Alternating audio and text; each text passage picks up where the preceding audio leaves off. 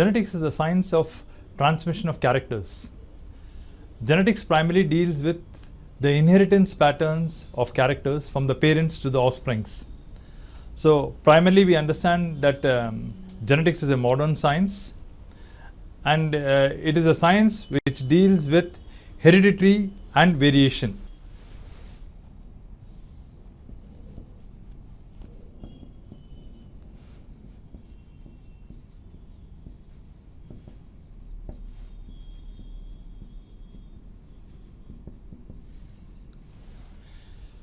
Heredity primarily believes in the characters being transmitted from the parents to the offsprings following a scientific pattern of inheritance.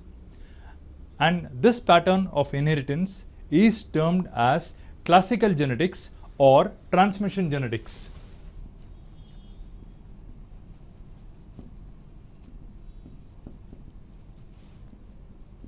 So classical genetics or transmission genetics is otherwise termed as Mendelian genetics.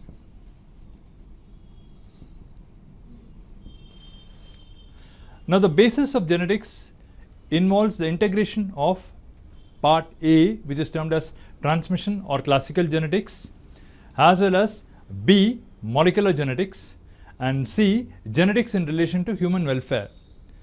So primarily at our level, we are going to be dealing with relation to transmission genetics. And again, in the first level, we will be looking at what is the genetic basis. That is, what are genes, what are chromosomes, what are the patterns of inheritance, who had studied Mendel's laws, and why is it that we have Pisum sativum as a very important experimental tool in genetics, and what are the 7 contrasting characters of genetics. So coming to concept number 1. The concept number 1 says genetics is the science of inheritance. Genetics is a science of inheritance, and it otherwise deals with heredity. It otherwise deals with heredity. And the meaning of the term inheritance and heredity is related to a very important concept termed as like begets like. That is, mice breed mice, elephants breed elephants, humans breed humans. And genetics also deals with variation. Variation is the variation of characters in terms of evolution. In terms of evolution and time. So the combination of both inheritance as well as variation together is primarily termed as genetics. So genetics is a science of inheritance as well as variation, and it is the basis for evolution. It is the basis for evolution and change. Now in a typical competitive examination, the objective bits primarily ask you what is genetics. So we could always say that it relates to inheritance as well as variation. It deals with heredity, and it is related to the concept of like begets like. The first level of genetics is also termed as transmission genetics or classical genetics. It deals with Mendelian type of inheritance. It forms the basis for evolution in relation to time. So if we want to study classical genetics, if ever we want to study classical genetics, there are several organisms which are very much suited for the study of genetics, like Pisum sativum.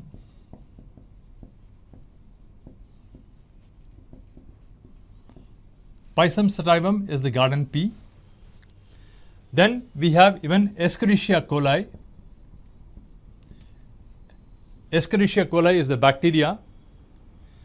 Parallel to this, we also have another organism called Neurospora crassa. Neurospora crassa. And again we have the mice. So these are all favorable or favorite organisms for study of genetics. The reasons why we have to choose Escherichia coli or Pisum sativum is these organisms are convenient for the study of the transmission of characters. We can easily identify genes from them.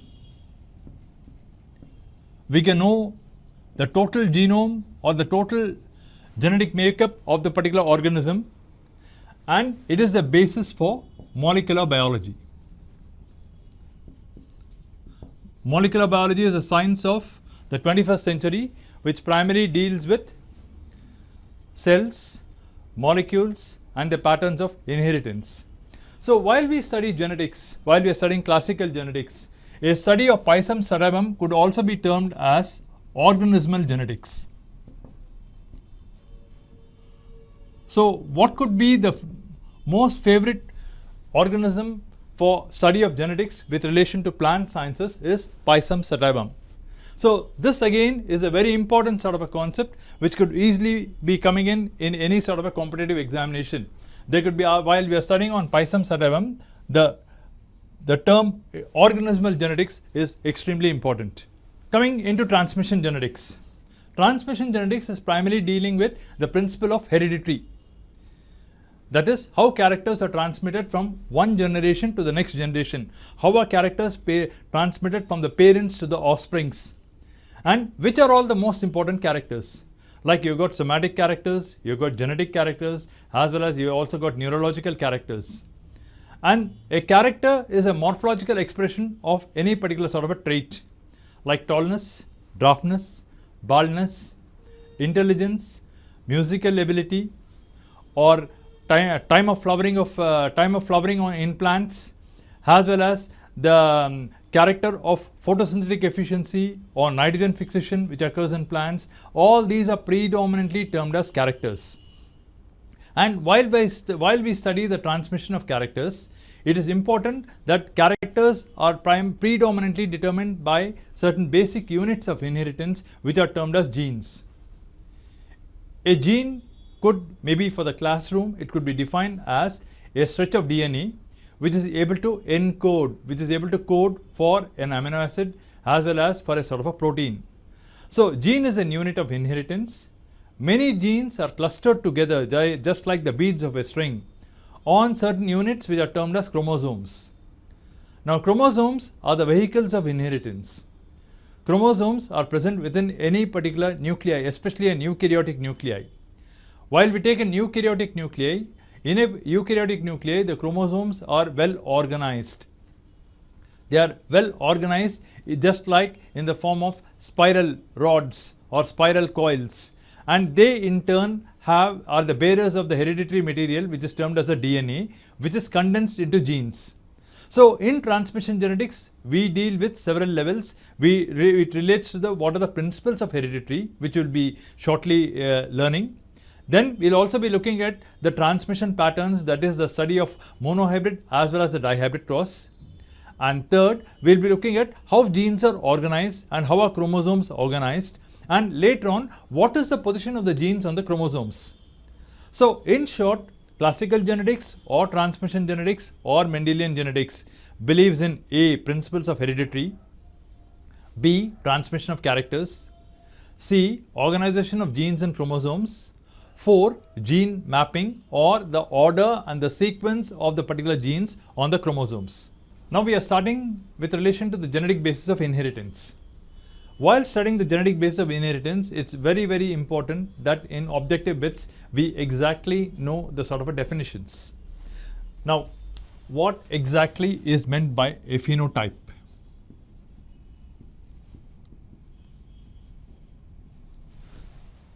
The phenotype is the morphological expression of a trait. It could predominantly be either tallness or it could be dwarf, or it could be maybe red flowers versus white flowers, or it could be rounded seeds versus wrinkled seeds. So any morphological expression of a character is predominantly termed as a phenotype. While if you are studying the genetic content or the genetic expression of a morphological trait, it is termed as genotype. Genotype relates to the genetic constitution of a particular character, and the genotype is illustrated by a notation. A notation is an expression of a particular character in alphabetical form. So, a genotype could either be expressed as dominant in the form of a capital A and a capital A, or a recessive in the form of a small a and a small a. Now, this is a dominant character, and in a dominant character, capital A indicates homozygous condition. It indicates homozygous condition, and a small a also indicates a homozygous condition. Capital A is dominant. That is, the genes which are coding for a particular character, you have capital A on the maternal chromosome and you have got capital A on the paternal chromosome. When a pair of chromosomes come together during crossing over, during cell division, you will find that the genes are expressing themselves, and prior to crossing over, capital A combines with capital A. Whenever a capital A gene A and a gene A combine in a pair of chromosomes and they are inherited together as a package or as a sort of a pair of contrasting character, a pair of characters is termed as an allele, it is termed as an homozygous genotype. Similar is the case with relation to a sort of a recessive character called small a and small a. Small a and small a indicate smaller genes, genes which are recessive in nature. That is, they are not expressed, and it is notated by small a and small a. Parallel to capital A as well as capital A and small a, you have a capital A and a small a, which indicates heterozygous condition.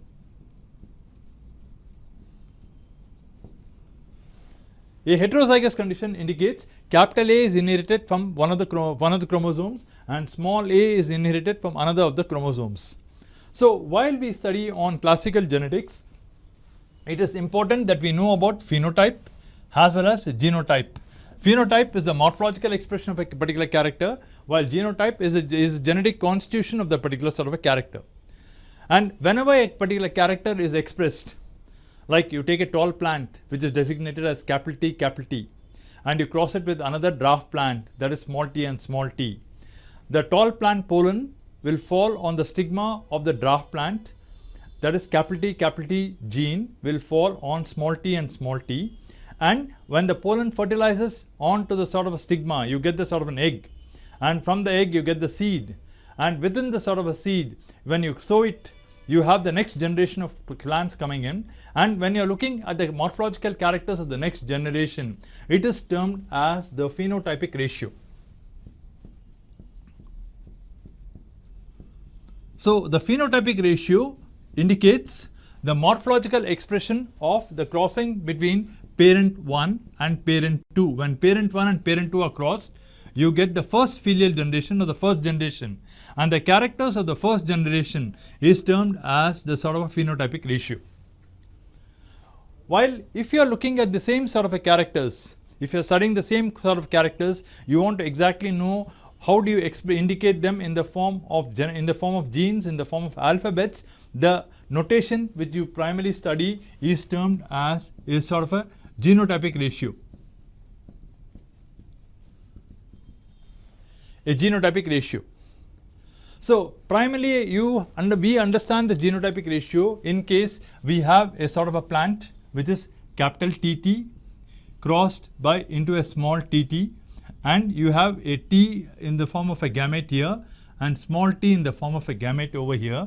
When they cross, you get a capital T and a small t. Any notation of characters which is written in the form of capitals or small letters indicated by alphabets predominantly determines the genotypic ratio. So, in the scientific study, in the genetic basis, in the basic principles of genetics, whenever we approach out for a sort of a competitive examination, they would ask you, what is a phenotype? What are all the characters of a phenotype? What are all the 7 contrasting characters which are present in Mendel's? And what does the phenotype notate? What does it represent? It represents the physical expression of a trait which you see morphologically. Whereas a genotype primarily represents the sort of the gene which is designated by an alphabet, which could either be dominant or it could be recessive, or it could be in the two situations termed as either homozygous, which are similar, homozygous dominant or homozygous recessive. Otherwise, it could be heterozygous, like a capital A and a small a. And the genotypic ratio is very different from that of a phenotypic ratio in all the sort of crossings. In majority of the sort of problems which come in competitive examinations, we understand that whenever there is a crossing, they would be asking you at the basic principles of crossing. They would be primarily be asking what are the basic principles of crossing, that is when you take two parents and when you are crossing them together. What happens when a capital A and a small a is crossed into a small a and a small a? What happens when a capital A and a capital A is crossed with a capital A and a small a? So thereby multiple probable combinations would just be coming in, but it primarily requires that we work it out with little bit of precision, more with relation to logic, by following certain principles of genetics. And these principles of genetics are predominantly determined by Mendel, and they are termed as the law of segregation as well as the law of independent assortment. So while we are doing on classical genetics and while we are dealing with relation to classical genetics, as and when it is required while solving a particular problem or while telling you the sort of a concept itself, we will just be pinpointing about with relation to what sort of questions would predominantly be coming in for a sort of a competitive examination. So in short, I have just briefed you primarily with relation to what is genetics, what is variation, what is transmission genetics, what exactly are the differences between a phenotypic ratio, and what exactly is the differences between a phenotype and a genotype, and this forms the background of the sort of a study called as classical genetics. In classical genetics or transmission genetics or Mendelian pattern of inheritance, several questions, multiple questions come with relation to why Pisum sativum has been chosen by Gregor Mendel. Pisum sativum or garden pea is a plant which belongs to family Fabaceae, and it has several sort of advantages. And the selection of Pisum sativum as an experimental tool for classical genetics for enumerating the law of segregation as well as the law of independent assortment by Mendel is attributed to the following characters. First thing under Pisum sativum is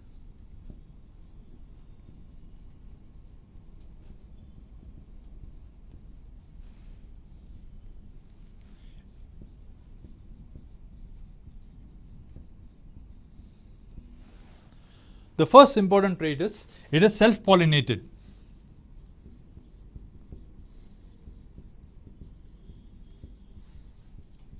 Hence, seed set is very easy. Even pattern of inheritance can be controlled. Second important thing is it has large flowers, which can easily be opened and emasculation and crossing can be done. The third important feature of Pisum sativum is it is bisexual. It has both male and female parts. The fourth important advantage of Pisum sativum is it is an annual, thereby it is easy to handle.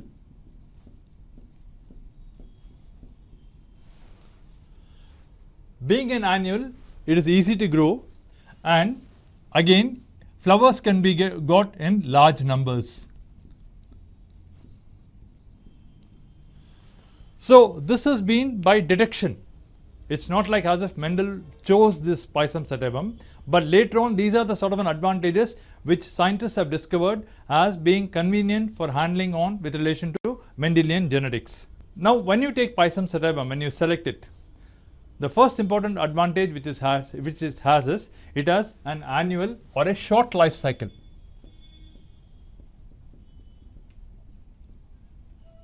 The life cycle is very, very short. A predominant or the most important feature because of which we choose Pisum sativum for studies of classical genetics is it has contrasting pairs of characters.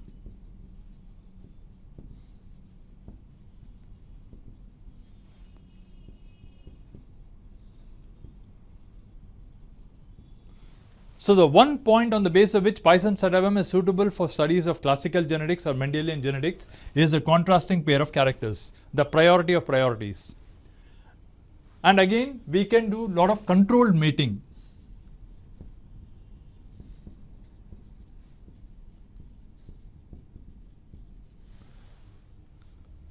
And again, the plants, because they are self-pollinating, they breed true.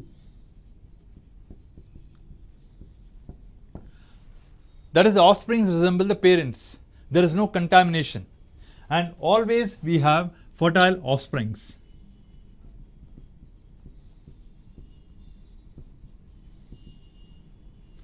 So, Pisum sativum showing breeding true is a very important objective bit. At the same time that they are having annual and short life cycle is again a unique feature of Pisum sativum. So, we exactly understand what are all the basic characters or what are the basic features of Pisum sativum. Now, when Mendel had exactly wanted to know about inheritance, there were several reasons for his success.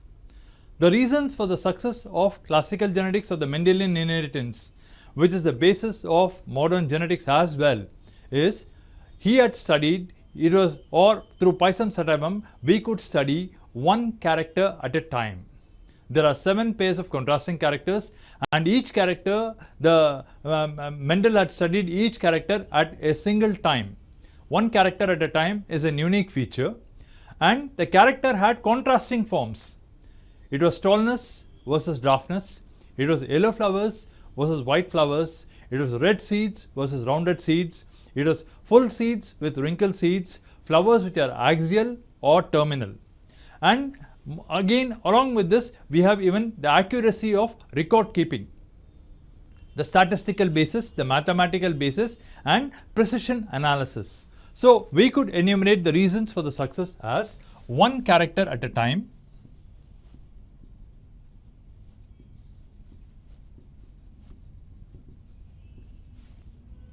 first one is that.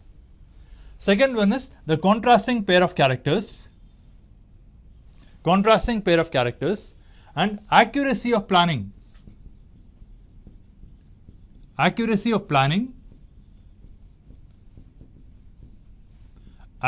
of records of the crossings, and accuracy of analysis. So, Mendel's true pattern of success is attributed predominantly to studying one character at a time and looking at contrasting pairs of characters. These are the two important events which has led to the success of Mendelian inheritance. Now, we are coming to a very important feature of Mendelian inheritance. What were the 7 pairs of contrasting characters? And many a time in most of the competitive examinations, they ask in a multiple choice, they primarily ask which are the dominant characters and which are the recessive characters. So, either by rote or by logic, every student need to understand the 7 pairs of contrasting characters. Now, when you take the contrasting characters which were seen in Pisum sativum, when you take the seed,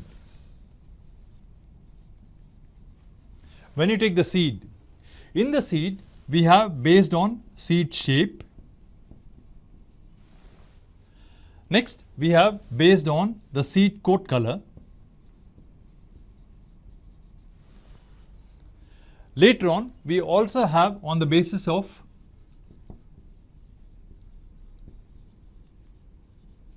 the cotyledon color. Next, we have the pod. In the pod, again we can segregate on the basis of the color as well as on the basis of the shape of the pod and the color of the pod. Parallel to this, we have even the position of flowers,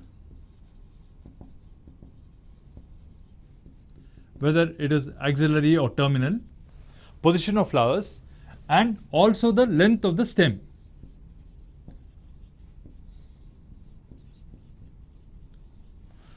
So, while taking the 7 pairs of contrasting characters, the seed shape can either be round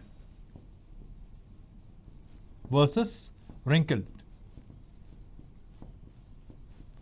So, in many of the competitive examinations, they will ask with relation to seed shape, what is the recessive character? The recessive character is wrinkle, the dominant character is round. The one which is always written on the left is the dominant character. While if you take seed coat color, it could either be grey versus it could be white, grey or white. And when you take cotyledon color, it could be yellow or green, yellow versus green. This is a popular sort of an MSET bit, or it could also be a sort of a COMSET bit. These are all the popular bits which just come in, cotyledon color. And again, when you take the pot color could be full versus constricted. Full or constricted. Then again, it could be green versus, it could primarily be green versus yellow. So, the color could be green or yellow, and the pod shape can be full or constricted. Coming to position of flowers, the position of flowers can be either axial versus terminal. It could be axial versus terminal, and the length of the stem could either be tall versus dwarf.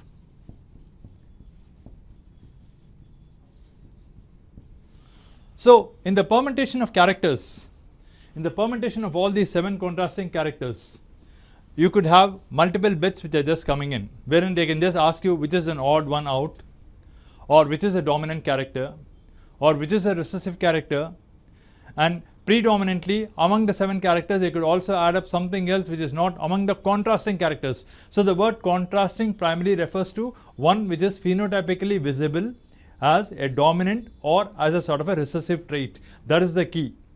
So, Mendel had been lucky that he had only studied contrasting pairs of characters amid so many characters. Till now, we have been reading on a basic concept called classical genetics, and in classical genetics you had learned regarding the science of hereditary. You had knew that genetics is a science of hereditary as well as variation. Then next we had studied Y transmission genetics, because we are seeing about like begets like. And later on we had also studied about phenotype and phenotypic ratio and genotypic ratio. And predominantly we had come into what has been the sort of a basis for the study of Mendelian genetics.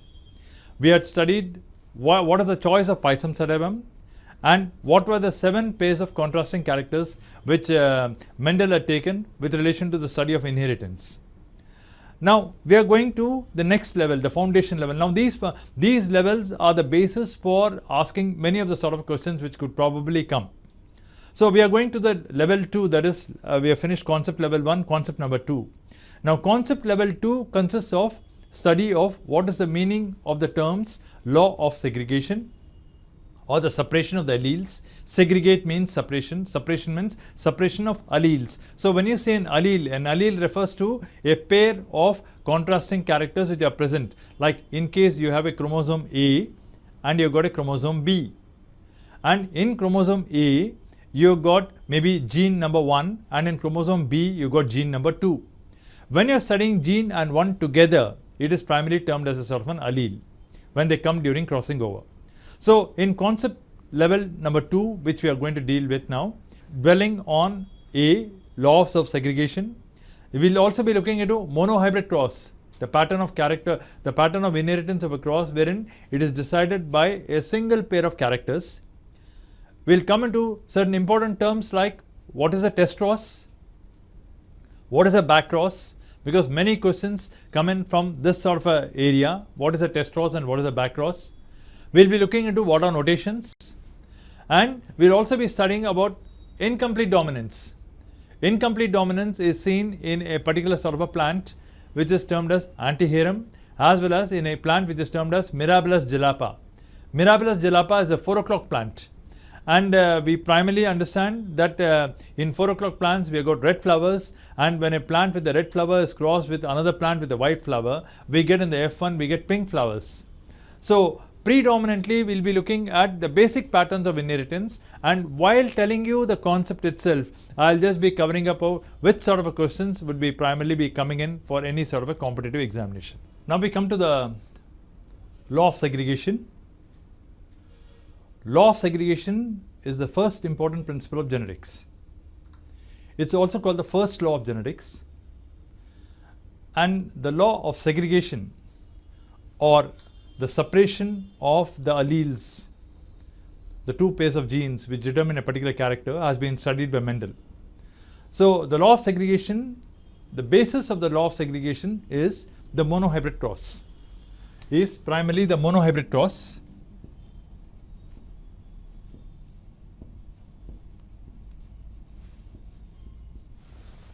So we'll be dwelling with what is a monohybrid cross and why it is called the law of purity of gametes for a while. The law of segregation is also called the law of purity of gametes. Now I'll just be explaining to you, because mostly it's available on books, so I'll just be explaining you the basic principle. When two alleles of a gene, that is the two morphological forms of a gene, whether it is dominant capital A or recessive as small a, when the two alleles of a gene are together at F1 at the first filial generation, imagine a parent. You think you've got a parent as P, and P, one of the parents is capital T, capital T. Capital T, capital T indicates tallness and homozygous condition.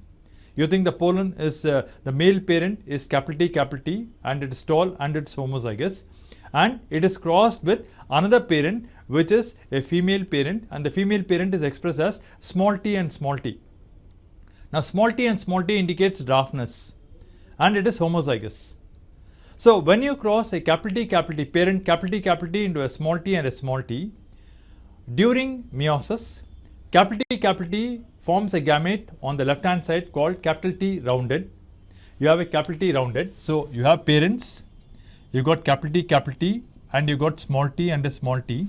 And from here you got a capital T rounded and you got a small t rounded, which are termed as gametes. So when the gametes combine in the first filial generation, in the F1 generation, it goes to form a capital T and a small t. Now the correct mode of notation in genetics is always parents are represented by the phenotype at the top, tall, or the phenotype, dwarf. Always this has to be written on the top. And the genotype, whether it is homozygous or heterozygous, is always given in brackets.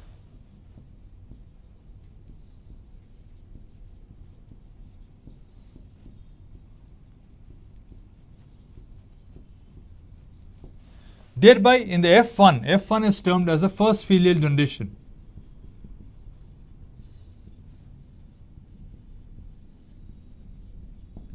In the first filial generation, we understand that there are two gametes, capital T and a small t.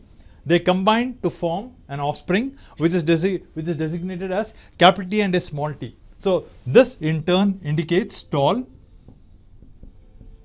and it is heterozygous.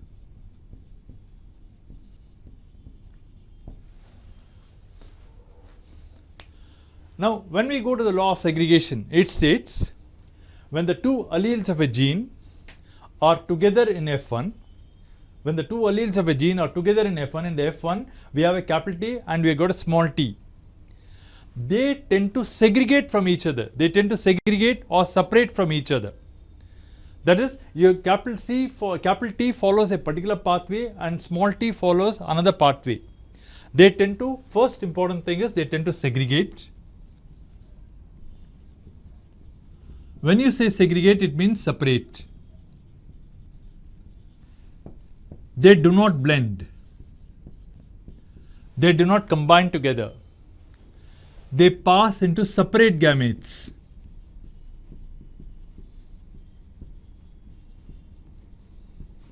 They pass into separate gametes in the original form. That is, as it were, as capital T or small t, and each gamete has one allele of each character. So each gamete has either a capital T or a small t. This is commonly seen in a monohybrid cross. In a monohybrid cross, we have a capital T parent cross with a small t, we get a gamete on one side, capital T rounded and the small t rounded, and in F1 you get a capital T and a small t. Now, taking the same sort of a thing,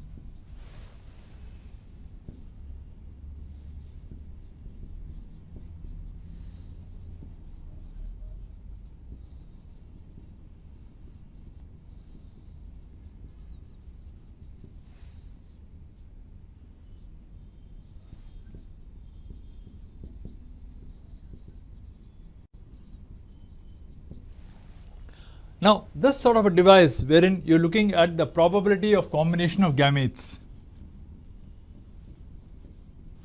this is termed as capital T small t into capital T small t. This is otherwise termed as F1 selfing, that is F1 into F1, and the board indicates how do you do an F2 analysis, the next generation analysis. So when you are looking at the F2 analysis, we understand a capital T and a capital T can combine to form capital T which is tall, which is homozygous, and this device is primarily termed as a checkerboard.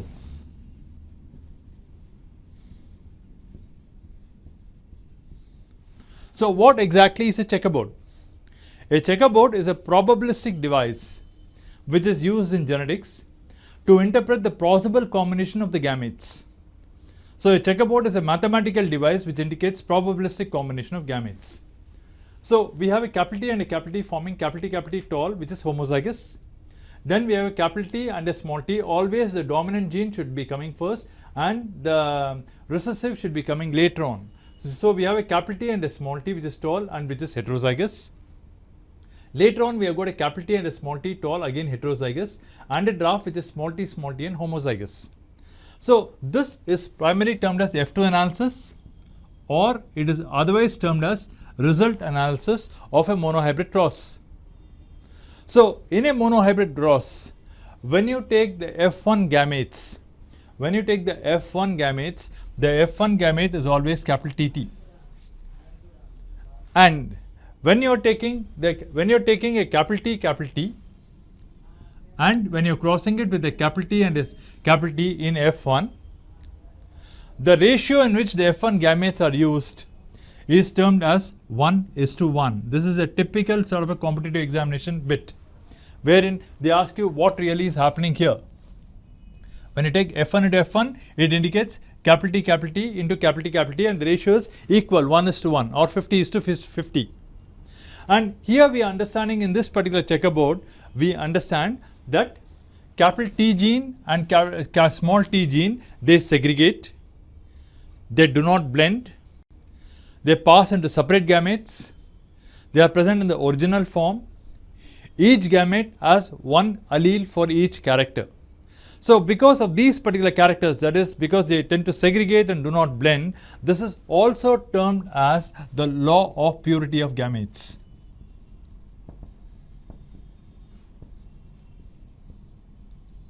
It indicates each gamete is pure. Now, while doing the sort of a result analysis, now as you understand, we have just seen what happens in a monohybrid cross. We have taken two parents. We had a capital T combining with a small t, and we had capital T rounded on one side, small t rounded on the other side, and thereby we had the sort of a gametes, and the gametes are combined together in an F1. We had a capital T and a small t which is in F1, and later on we had done F2 analysis, and in an F2 analysis we had crossed an F1 with an F1, so it is termed as selfing. We had got into a sort of a checkerboard. Now coming to F2 analysis. F2 analysis is also termed as F2 result analysis. We are dealing with F2 result analysis of a monohybrid cross.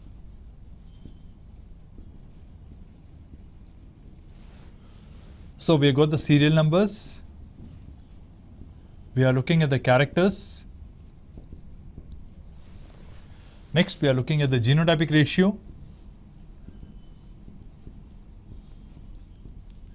And lastly we look at the phenotypic ratio.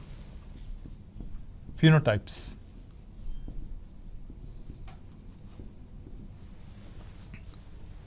First, we had gone into tallness. There were two pairs of contrasting characters called tall and dwarf. The genotypic ratio which you could check on the checkerboard had been capital T, small t and small t and small t. These were the expressions for the tallness. The morphological character of tallness was given as capital T homozygous, capital T small t heterozygous, and the small t is dwarf homozygous. And for dwarf characters, primarily it was represented only in the form of capital T and a small t and a small t. So thereby here when you take the phenotypic ratio, we had 1 capital T. Then from the checkerboard you understand we had 2 capital T and a small t. Whereas in the dwarf, in the checkerboard, we had only 1 small t and a small t. Thereby we understand when you take the phenotypic ratio,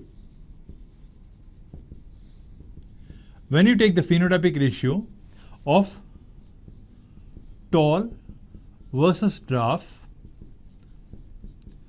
the ratio is always 3:1.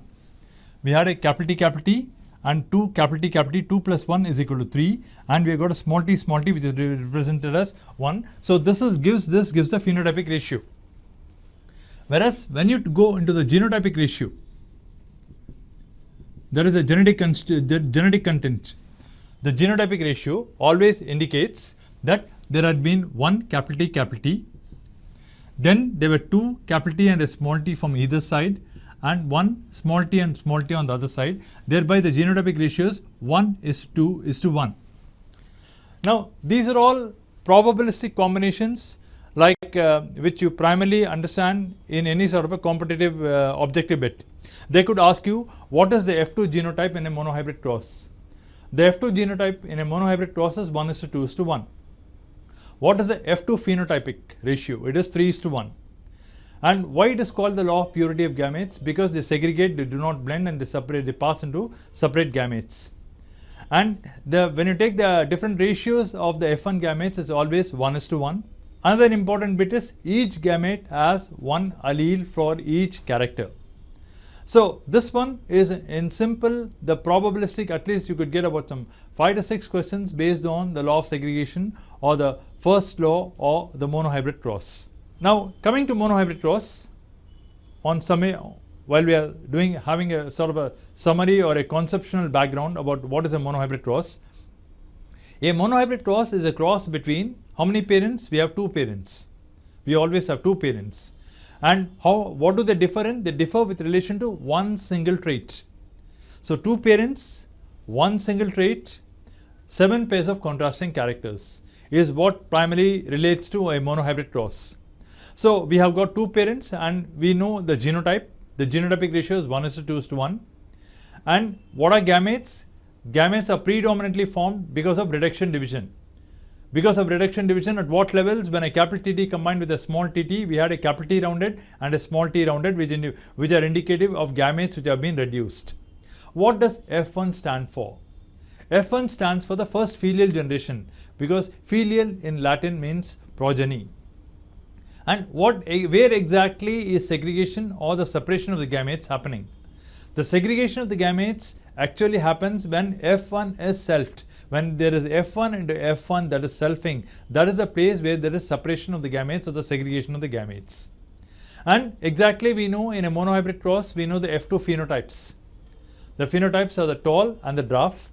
And we know the F2 genotypes. The F2 genotypes are capital TT, and again you got a capital T and a small t, as well as you got even a small t and a small t. Now, what exactly is the meaning in a monohybrid cross with relation to what is the meaning of the term breeding true? The meaning of the term breeding true indicates capital T and capital T breeds true, and small and small t breeds true. Capital T indicating dominance, homozygous, small t indicates dwarf, homozygous. Coming back, what is a checkerboard? We are dealing with relation to terminology with relation to monohybrid cross, which are all probabilistic concept questions which can be coming for any sort of a competitive examination. A checkerboard is a probabilistic device, or it is a mathematical device, wherein we are looking at what is the probability of combination of gametes and the offsprings, which you could primarily be derived during an F1 and F1 crossing, or it is predominantly used for F2 analysis in genetic studies. Next, we come to what is an allele.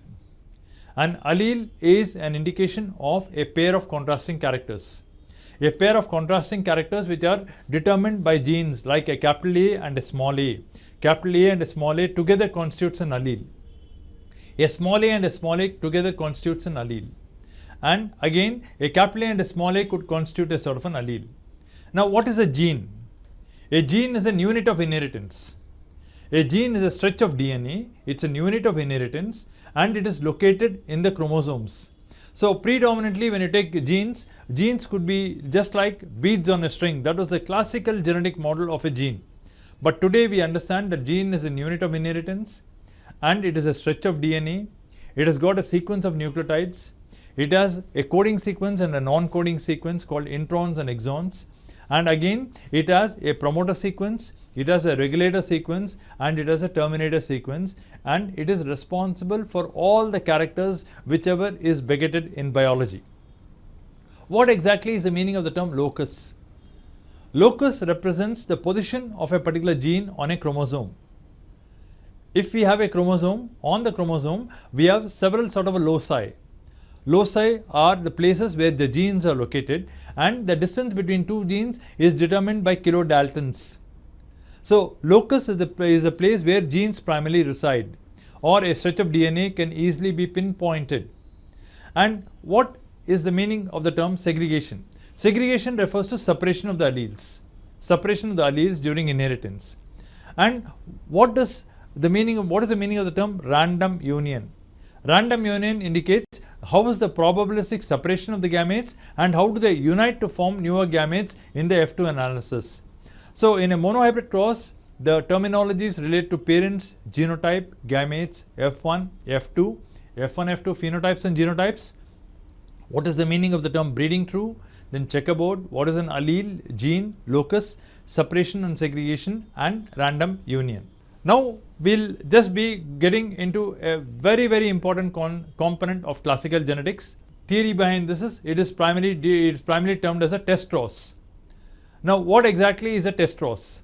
When you take a parent which is termed as capital T, and when the capital T parent is crossed with a recessive homozygote, a capital T into a small t and a small t, which is a recessive homozygous genotype, this sort of a method is primarily termed as a test cross. So, in a test cross, always you cross it with a sort of a recessive allele. So, when one of the parents, like say capital T is combined with a small t and a small t, from the left, from the capital T parent, you get a capital T rounded gamete, and from the recessive parent, that is small t, you get a small t rounded. Thereby, when they cross in the first filial generation, you get a capital T and a small t. And a capital T and a small t is termed as tall and a heterozygous.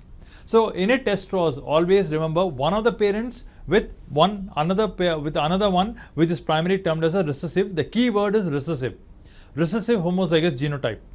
So, in an F1 we get a capital T and a small t which is all tall, and when you take the F1 which is a capital T and a small t, and again you cross it with a small t and a small t which is a dwarf.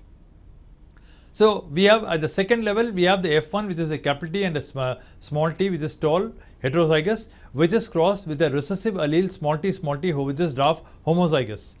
Thereby, from capital T small t as a parent, we get a rounded gamete called capital T, and from the draft side you get a small t and a small t. So we have, in principle, we have got only two types of gametes, that is, we have got a capital T gamete and a small t gamete, which can combine again. When they combine again, we have the ratio of, we get a capital T and a small t, and again we get a small t and a small t. So thereby, in a monohybrid test rows, always the ratio remains as 1:1. And what is the objective of a sort of a test process? It confirms the genotype of the tall parent. So a test rows is an indicator. It indicates, it's an indicator about, in case you do not know how is the parent, whether the parent, you understand the phenotype of the parent is tall, but you exactly want to confirm whether it is homozygous or heterozygous, whether it is capital T or a capital T small t, you always take the F1 and you cross the F1 with a homozygous recessive, and thereby you can exactly test and you can know the genetic constitution of the parent. That is predominantly termed as, what is primarily termed as a sort of a test cross. Next we come to another term which is termed as a back cross. Now what happens in a back cross? When you take an F1 and you cross it with either of the parents, when you take an F1 and you cross it with either of the parents, it is termed as a back cross. Like you think you have a capital T and a small t, which is an F1. And a capital T and a small t can either be, it could run into two situations. We have a capital T and a small t into small t, one of the parents. Or it could be capital T small t into capital T, which is another of the parents. So whenever we are designating this, this is predominantly termed as a sort of a back cross. So in a back cross, we have back cross 1 and we have a back cross 2. In back cross 1, we have a capital TT into capital T small t, and in back cross 2, we have a small tt into capital TT. So these are the two important types of back crosses. So you should understand that in a sort of a back cross, always the F1 is crossed with into either of the parents, into parent B or into parent 2. So this is the concept of a back cross. So we exactly know that in back cross you are taking an F1 and you are crossing with either of the parents. We would be looking into a typical problem which comes in genetics, and it goes this way. If you take a parent which has the genotype capital AA, capital BB, that is, it is homozygous,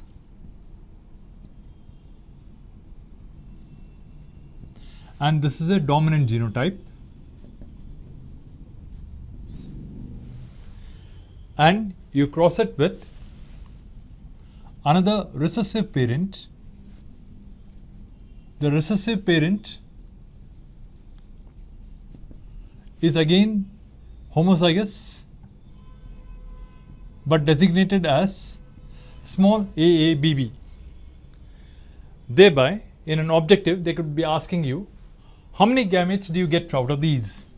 So when you're trying to write this sort of a gametes are usually designated by,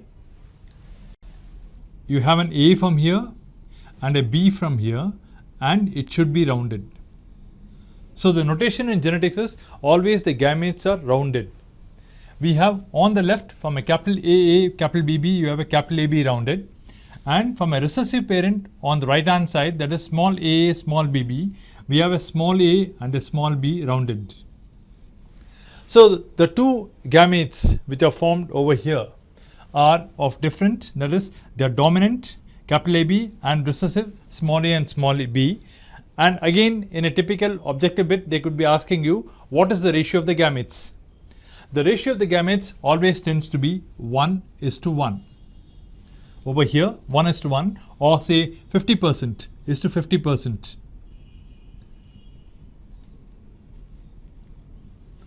The ratio of the gametes. Now typically we have an F1. F1 or the first filial generation. In the first filial generation, you derive it by the crossing of the gametes. So thereby we have a capital A from here, and a small a from here, a capital B from here, and a small b from here. Now the time which would primarily be given in a sort of an objective bit could hardly run about for a minute, but you're going to have a sort of a mental construct of whatever I'm trying to put on the board. So an F1 is sort of you have a heterozygous condition. It is a heterozygous condition of capital A, small a, capital B and a small b. Now what could be the possible probabilities of from a gamete workout like capital A, capital BB into small a, small bb? An objective bit could ask you, how could you designate F1 into F1? Among the four alternatives, we have it like, if there is an F1 and an F1, you have it as capital A, capital B, small b into capital A, capital B and a small b. This could be the combination for an F1 and F1, or it's also called an F2, because we are going into an F1 into an F1 analysis. Now always an F1 into an F1 analysis is otherwise termed as selfing. Now when you take an F2, an objective bit could ask you, how many gametes do you derive from an F2? Given combination of the parents this way, in an objective bit they could directly be asking what could be the sort of a gametes which you get from F2. So you're going to go through a very quick mental construct of capital A, capital BB into small a, small bb, capital AB on one side, small ab on the other side. How do you get a capital A, capital B and a small b? And how do you take a capital A, capital B, small b into a capital A, capital B and a small b? By crossing a male and a female. Now the probable combination of the gametes which you get from here are 4. You get 4 gametes on each side. So you have a capital A and a capital B. Then again you have a capital A and a small b. Then you have a small a and a capital B. Then again you have a small a and a small b. A typical combination goes this way, capital A and a capital B. So it is a gamete, so you round it this way. Then you have a capital A and a small b, again you round it this way. And again you have a small a and a capital B and a small a and a small b. You've got 4 types of gametes down here. So typically, primarily what happens is you primarily have 8 gametes getting formed here. 4 on one side, 4 on the other side. 4 plus 4 you get is equal to 8 gametes. So in an F2, they could be asking you, in an F2, how many gametes are formed with a cross of capital A, capital BB into small a and a small bb? You get primarily is 8 gametes getting formed from either of the parents. Another question which could come out in a sort of a practical workout for a sort of a medical entrance could also run this way. In a typical combination of capital AA, capital BB into small aa, small bb, the question could run like this, like how many are just like the sort of a parents? How many of the F1s and the F2 are similar to the sort of a parents? So predominantly here, the easy way for analysis could be is, you could take it as capital A dash, capital B dash is 9, capital A dash, small bb is 3. This is an example of a dihybrid ratio crossing. Then again you could have a capital A dash, capital A, capital B, small b dash is 3. And again you could have it as small a, small bb as 1. Thereby those resembling the parents, that is capital AB, capital A, B and also capital A and capital B here, these 3 together, 9 plus 3 will constitute 15 of the gametes. And one could be just recessive, it doesn't resemble any of the parents. So the answer to this sort of an objective bit is, together we have 15 out of 16 combinations. 9 plus 3, 12, 13, 14, 15 plus 1 is equal to 16. We find that 15 of them resemble the sort of a parents, while 1 is very, very different. So the correct answer seems to be 15:1. So a set of different ratios could be given in a sort of an objective bit, and you should exactly know how to derive out of the sort of an objective bit and come to the right sort of an answer as 15:1. So we had primarily learned about monohybrid cross. Now we come to a very important concept in relation to Mendelism or classical genetics, which is termed as incomplete dominance.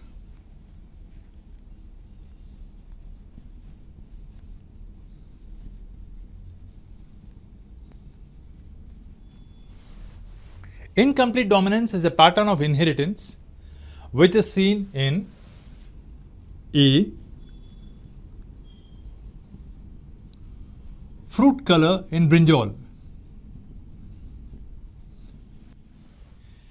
In brinjal, we primarily, if you take brinjal, we have fruits which could be of three important phenotypic characters. They could have three phenotypic colors.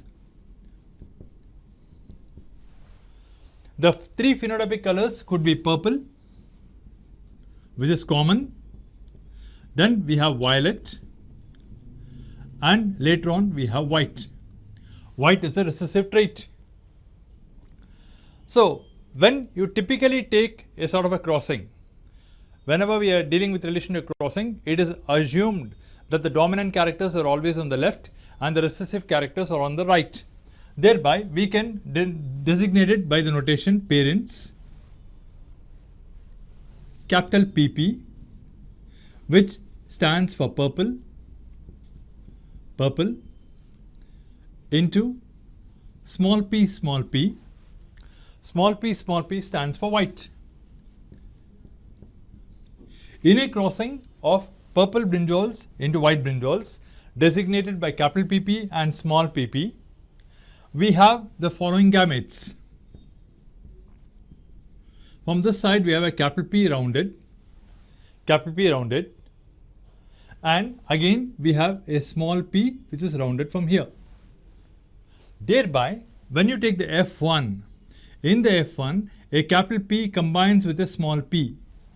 A capital P combines with a small p, and we have violet fruits. Now, what exactly would be, in case the question is more advanced, they could ask you what are the how is the F1 in a crossing of fruit types in brinjal related to incomplete dominance? What could be the sort of an F1? And the answer is capital P small p as violet. The second integrated sort of a question could ask you what happens when an F1 is crossed with an F1. When an F1 is crossed with an F1, that is, what happens when you take violet fruits and you cross it with another plant which also has got violet fruits, violet into violet. So we have a capital P, small p into a capital P and a small p. Thereby, looking at the gamete formations here, typical like we have capital P rounded and we have a small p rounded. We have a capital P rounded, and again we have a small p rounded. So how many gametes are formed? We have 4 gametes getting formed here. 4 is the gametes. And how could be the F2? In the F2, we have a combination from here and this. This could be capital P and capital P, capital P and capital P. And again we have a capital P and a small p. Capital P and a small p, and similarly from this combinations we again have a capital P and a small p, and lastly we have from this recessive character to this particular recessive character we have a small p and a small p.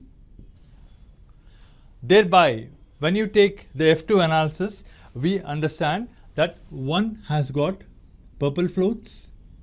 Because of capital P is 1 is purple, and later on we got 2 are violet fruits, and again you got 1 is white.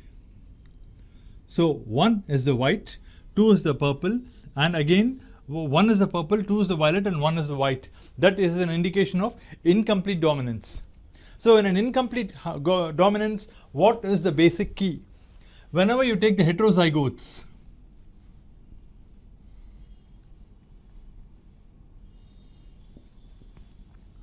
where are the heterozygotes? You got them as capital P and small p is the heterozygotes. The heterozygotes are always, the characters are between two homozygotes. This is a typical objective bit. Second one, they could ask you the characters, which is again a sort of an objective bit. Then again 3, they could ask you what are the phenotypic characters, again an objective bit. They could again ask you how many type of gametes are formed here, and how is the sort of an F1, 5. What could be the combination between an F1 and F1, 6. 7, how many type of gametes are getting formed, and again 8, what is the sort of an ratio. Thus we understand when we are solving problems, before we solve problems, you got to have a very good concept base, and the concept base is what is incomplete dominance, how it relates to fruit color and brinjal. So a proper timing about exactly knowing how to work about. So it is given as 1:2:1, which is a very important sort of an objective bit for incomplete dominance. Now we are going into another very important bit for ComSet. This is about incomplete dominance in Mirabilis jalapa. Mirabilis jalapa is a 4 o'clock plant. That is, the flowers bloom in the evening, hence it is termed as a 4 o'clock plant. And we are primarily trying to study the inheritance of flower color. In Mirabilis, you got 3 important flower types. You got red, you got pink, as well as you got white. Red is predominantly designated as capital RR, red. Pink, capital R and small r, and white as small r and small r. So we understand that pink or capital R and a small r, as your red in the case of fruit color, in the case of brinjal, we understand even here capital R and a small r, that is pink flowers in Mirabilis jalapa, is an indication of heterozygous genotype. It's an indication of heterozygous genotype. So the incomplete dominance is predominantly not because of a single gene. It is because of blending. It is because of quantitative expression of a particular gene in terms of quantity, not in terms of quality. It is in terms of like a measure of a mix. So there is a quantitative amount of pigmentation which goes on to give the sort of a pink color. So incomplete dominance is basically or primarily based on interaction between the alleles of a single gene. If you think you have a single gene for flower color, it is between the alleles. When you say between the alleles, it is between capital R and a capital R and a capital R and a small r and a small r and a small r. It is between the alleles, so it is intra-allelic, intra within as well as even between inter-allelic incomplete dominance in the case of Mirabilis jalapa. So in incomplete dominance in the case of Mirabilis jalapa, the phenotype is not exact. When you have a capital R and a small r, the phenotype is not at all exact. So we say that there is no dominance. Dominance, the feature of dominance is not there in the case of incomplete dominance. So the phenotype is again in between two crosses. Now we would be working on the incomplete dominance of Mirabilis jalapa in this particular manner. If you take the parents, like we are talking about Mirabilis jalapa,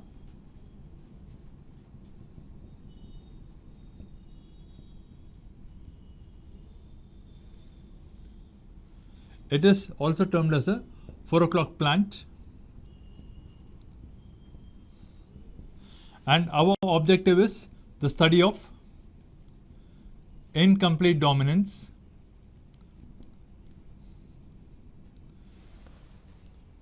So we have the parents. The parents could be RR, a red parent, red, crossed with a sort of a white flowered plant. According to genetic notations, we call this as homozygous, and again this is as homozygous. So in an objective bit, they could ask you in the parents whether is it homozygous or heterozygous. What is the phenotype? what is the name of the 4 o'clock plant, and what sort of dominance you are just studying in. So the F1 which you get from here, F1, because we have an R rounded here and a small r rounded here, we have a capital R and a small r. So the F1 is pink. F1 is pink, and again it is heterozygous.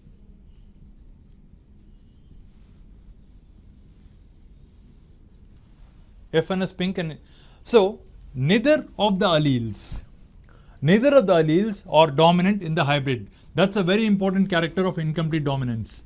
Neither of the hybrids is dominant in the incomplete dominance. And F1 phenotype has both the characters. It has both the characters of the parents. That is, it partially shows red and is also partially shows white, and it is expressed in the form of a pink. So here, when you take an F1, in an F1, always you understand that we have the sort of a capital R and a small r, and this capital R and a small r, you can cross it to the dominant parent back. And similarly in the F1, you can have the capital R and a small r, and you could cross it with the recessive parent back. So always in this, we understand when you take the offsprings which come out of this, that is, from here you have an R gamete coming in, then again you have a small r gamete coming in, from here again you have a capital R gamete coming in. So in this case, again you have a capital R gene gamete, and again you have a small r, and again here you got a small r. When you look at the combinations, here, we understand capital R and a small r go to form capital R and small r, and here it is capital R and a capital R. Similarly here you got a capital R and a small r, and you got a small r and a small r. So the ratio of the offsprings, always is 1:1. That is, 50% of them will be RR and 50% of them will be capital RR. Similarly, you got 50% will be capital RR and 50% will be small rr.